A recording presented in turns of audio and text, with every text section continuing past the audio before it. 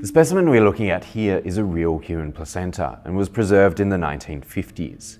This was originally part of the Royal Melbourne Hospital pathology collection and is now held within the Harry Brooks Allen Museum of Anatomy and Pathology at the University of Melbourne. The museum was established by renowned Victorian pathologist Sir Harry Brooks Allen in the 1880s and is now a collection of over 12,000 specimens and anatomical models used by students studying anatomy and pathology.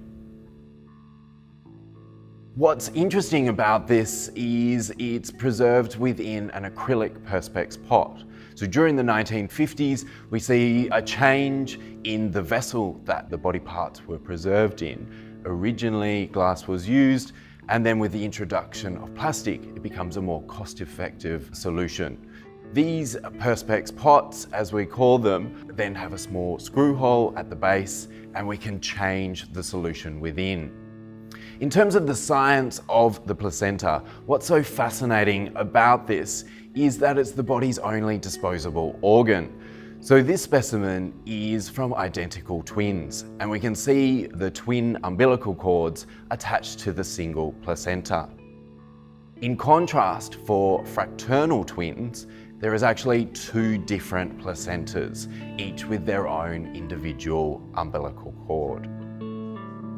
This placenta specimen has been preserved in a Wentworth solution, which includes a small amount of formaldehyde along with a very viscous glycerol solution. This has been a traditional method of preserving specimens really from the late 1800s.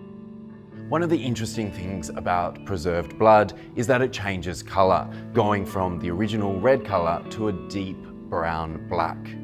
This is because of the formaldehyde within the preservation solution, which causes the blood to oxidize and causes the DNA within the body part to cross-link. Times have certainly changed in how we preserve human body parts, but also in the use of real specimens themselves. We are now seeing the advent of new technologies in terms of preserving human material, notably now the introduction of plastination. But beyond that, there's a push in terms of teaching practices away from using actual real human material.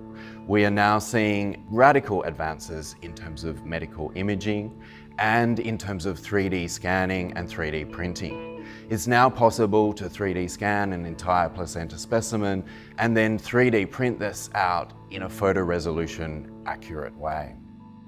3D printed models allow the opportunity for students to directly handle the models rather than handling the more valuable original body part.